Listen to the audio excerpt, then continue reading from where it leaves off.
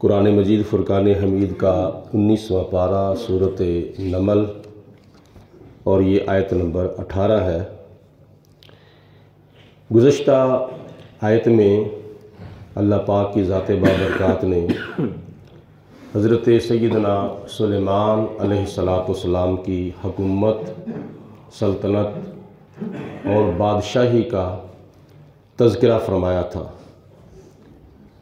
اور آپ کو اتنی بڑی بادشاہی عطا فرمائی تھی کہ دنیا کا کوئی بھی خطہ ایسا نہیں تھا جہاں آپ کی بادشاہی نہیں تھی۔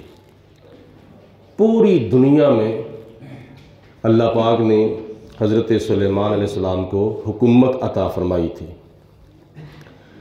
جب آپ کو پتہ چلتا تھا، تفسیروں میں آتا ہے، جب آپ کو پتہ چلتا تھا کہ فلاں جگہ پہ کوئی بادشاہ اٹھا ہے تو آپ اس وقت اس علاقے کو جا کر فتح کر لیا کرتے تھے، اور اللہ تعالیٰ کا بھی منشا یہی ہے کہ پوری دنیا پر اسلام کا غلبہ ہو، پوری دنیا پر اسلام کو فوقیت ملے، جیسا کہ خدا تعالیٰ قرآن پاک میں فرماتا ہے هو الذی ارسل رسولہ بالہدی ودین الحق۔ اللہ ہے جس نے اپنے پیارے رسول حضرت محمد مصطفیٰ صلی اللہ علیہ وسلم کو ہدایت اور سچا دین دے کر بھیجا، اور وہ دین محمدی اس لیے حضور علیہ السلام اللہ پاک سے لے کر آئے ہیں لِيُظْهِرَهُ عَلَى الدِّينِ كُلِّهِ، تاکہ یہ دین سارے دینوں کے اوپر غالب آ جائے۔ جس طرح سورج کی روشنی تاروں کے اوپر غالب آ جاتی ہے، اسی طرح دین محمدی کا دنیا میں آنا یہی اس کا مقصد ہے کہ اس کو تمام ادیان کے اوپر غالب کیا جائے۔ حضور علیہ السلام کی حضور علیہ السلام کی شریعت کو تمام شرائع پر غالب کیا جائے۔ حضور علیہ السلام کا مسلک اور آپ کا مذہب اور آپ کا دین، آپ کا اسلام جو ہے وہ پوری دنیا کے اوپر غالب کیا جائے، یہی دین اسلام کا دنیا میں آنے کا مقصد ہے۔ تو اس مقصد کو حضرت سلیمان علیہ السلام نے پورا کیا تھا، اس مقصد کو حضرت سکندر ذوالقرنین نے پورا کیا تھا، اس مقصد کو حضرت ابراہیم علیہ السلام نے پورا کیا تھا، اس مقصد کو حضرت موسیٰ علیہ السلام نے پورا کیا تھا۔ دنیا کے اندر اللہ تعالیٰ نے 1,01,000 انبیاء علیہ السلام بھیجے ہیں، تو ان کے آنے سے پہلے اس علاقے کے اندر بت پرستی کا دورہ ہوتا تھا۔ قوم عاد، قوم سمود، قوم لوط، قوم ہود، اور یہ قومیں جو تھیں بڑی سرکش اور ضدی قومیں تھیں، بت پرست قومیں تھیں۔ تو اللہ تعالیٰ کے نبیوں نے اللہ تعالیٰ کے دین کو آ کر دنیا کے اندر غالب کیا تھا، اور یہی اللہ تعالیٰ کی ذات کی رضا ہے، اور یہی دین محمدی کا دنیا میں آنے کا مقصد ہے۔ تو اللہ پاک کی ذات بابرکات نے اگلی آیت یعنی آیت نمبر 18 میں جناب سلیمان علیہ السلام کی ایک دورے کا ذکر کیا ہے، ایک وزٹ کا ذکر کیا ہے، کیونکہ بادشاہ جب مختلف علاقوں کا دورہ کرتا ہے تو اس کو معلوم ہو جاتا ہے کہ فلاں جگہ پہ کیا چاہیے، کس چیز کی ضرورت ہے اور کس چیز کی ضرورت نہیں ہے۔ تو صرف اور صرف بادشاہ کا یہی حق نہیں بنتا کہ وہ اپنے دارالخلافہ میں بیٹھا رہے، بلکہ وہ دنیا کی خبر لے، اپنی رعایا کا پتہ کرے۔ جناب حضرت عمر بن خطاب رضی اللہ تعالیٰ عنہ رات کو گشت کیا کرتے تھے کہ کون بھوکا ہے، کون پیاسا ہے، کون کس حال میں ہے، یہ بادشاہ کی ذمہ داری ہے۔ تو اس سلسلے میں کافی مثالیں ہیں۔ بہرحال اللہ پاک نے ارشاد فرمایا حَتَّى إِذَا أَتَوْا عَلَى وَادِ النَّمْلِ، یہاں تک کہ جناب سلیمان علیہ السلام آ گئے وادیوں کی، چیونٹیوں کی ایک وادی میں۔ وہ مفسرین نے لکھا ہے طائف کا علاقہ تھا یا شام کا علاقہ تھا، حتیٰ یہاں تک کہ جناب سلیمان علیہ السلام نے اپنے لشکر کو تیار کیا اور یہ جو وزٹ ہے، یہ جو دورہ ہے، یہ آپ کا پیدل تھا، تخت کے اوپر آپ نہیں بیٹھے تھے۔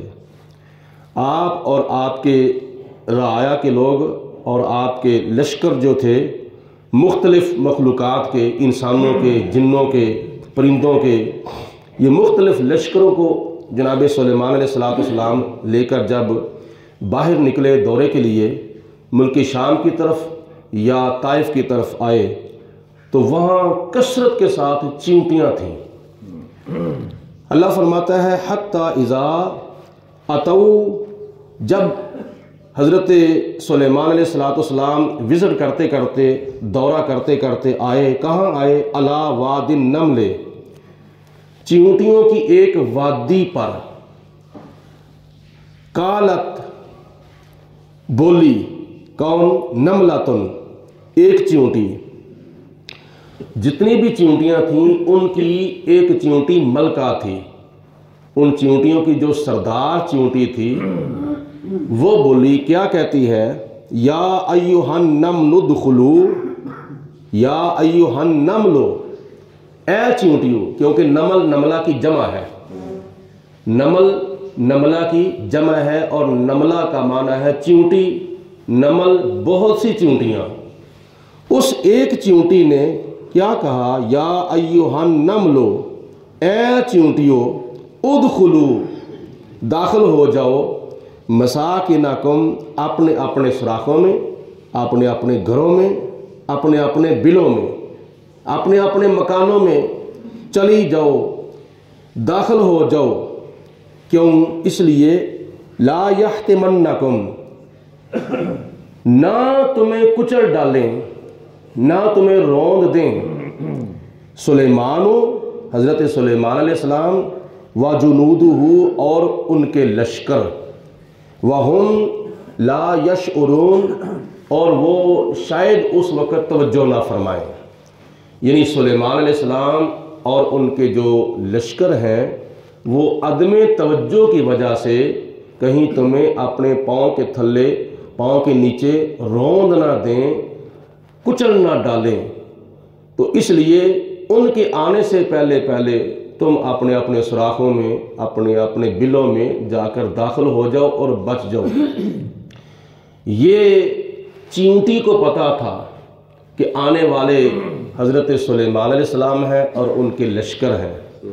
یہ اللہ پاک کی ذات نے چیونٹی کو شعور عطا فرمایا تھا، چیونٹی کو علم عطا فرمایا تھا، چیونٹی کو اللہ پاک کی ذات نے یہ فہم عطا فرمایا تھا، عقل عطا فرمائی تھی، سمجھ عطا فرمائی تھی کہ چیونٹی بھی پہچانتی ہے کہ یہ اللہ کے نبی حضرت سلیمان علیہ السلام ہے۔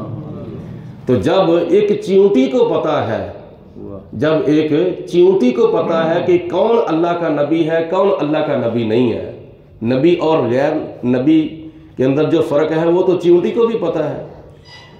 تو یہ اللہ پاک کی ذات نے کیا دماغ انسان کو نہیں عطا فرمایا؟ انسان کو خدا کی ذات نے عقل نہیں عطا فرمائی؟ انسان کو تو خدا تعالیٰ کی ذات نے ساری مخلوقات سے بہتر، افضل و اعلیٰ پیدا فرمایا ہے۔ لَقَدْ خَلَقْنَا الْإِنسَانَ فِي أَحْسَنِ تَقْوِيمٍ، اللہ پاک کی ذات نے ایک تو انسان کو بہتر پیدا فرمایا ہے، دوسرے نمبر پر زیادہ خوبصورت پیدا فرمایا ہے۔ تو جب اللہ پاک کی ذات نے انسان کو عقل، انسان کو شعور عطا فرمایا ہے تو پھر انسان کو نبی اور غیر نبی میں فرق کرنا چاہیے کہ نبی کون ہے اور غیر نبی کون ہے۔ تو کیا یہ لوگ نہیں جانتے؟ جانتے ہیں، لیکن اس کے باوجود کئی لوگوں کی توسب بازی ہوتی ہے۔ مرزا قادیانی نبی ہے؟ نہیں۔ نبی کون ہے؟ نبی وہ ہیں کہ جو معراج کی رات مسجد اقصی کے اندر سارے نبی ہمارے پیارے آقا مولا جناب محمد رسول اللہ صلی اللہ علیہ وسلم کے پیچھے نماز پڑھ رہے تھے، تو کیا مرزا قادیانی وہاں تھا؟ یہ دجال اور کذاب نبی تھا؟ وہاں تھا؟ اگر نبی ہوتا تو وہاں ہوتا، وہاں تو اس کا نام و نشان بھی نہیں تھا۔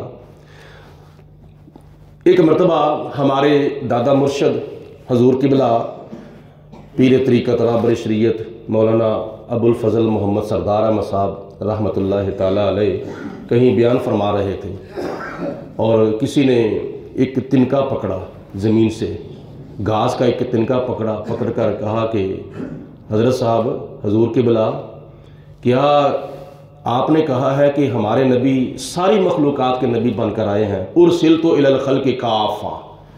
हुजूर ने फरमाया कि मैं सारी मखलूक़ात का नबी बनकर आया हूँ, सब के लिए मैं काफ़ी हूँ। इन्नी रसूलुल्लाह इलैकुम जमीया, मैं तुम सब की तरफ अल्लाह का रसूल बनकर आया हूँ। तो क्या हमारे नबी को ये पता है कि मैं इस तिनके का भी नबी हूँ? क्या हमारे नबी जानते हैं कि ये तिनके का भी मैं नबी बनकर आया हूँ? तो मौलाना सरदार साहब रहमतुल्लाह अलैह फरमाते हैं कि तुम नबी के इल्म की बात करते हो कि क्या नबी को इस तिनके के बारे में पता है? आपने फरमाया इस तिनके को भी अल्लाह पाक ने इल्म अता फरमाया है कि ये हमारे आका मौला जनाब मोहम्मद रसूलुल्लाह है। यानी तिनका भी जानता है कि हुजूर अलैहिस्सलाम हमारे नबी हैं, हमारे रसूल हैं। तो जब तिनके को पता है तो फिर इंसान को क्यों नहीं पता है? क्या नबी पाक अलैहिस्सलाम ने ये मक्के में आकर पैगाम नहीं पहुँचाया था कि मैं अल्लाह का रसूल हूँ? क़ूलू ला इलाहा इल्लल्लाह मुहम्मदुर रसूलुल्लाह सल्लल्लाहु अलैहि वसल्लम। सबने सुना था, सबको पता था, लेकिन इसके बावजूद कई लोगों ने नहीं माना था। जिन्होंने मान लिया था वो हबशा से बिलाल आ गए थे, वो फारस से सुलेमान आ गए थे, वो रोम से हज़रत सुहैब रूमी आ गए थे, वो दूर दराज से उन्होंने आके कलमा पढ़ लिया था। अगर नहीं पढ़ा तो अबू जाल ने नहीं पढ़ा, नहीं पढ़ा तो अबू लाब ने नहीं पढ़ा, उतबा शैबा ने नहीं पढ़ा, वलीद बिन मुगीरा ने नहीं पढ़ा, मक्के के अंदर रहने वालों ने नहीं कलमा पढ़ा।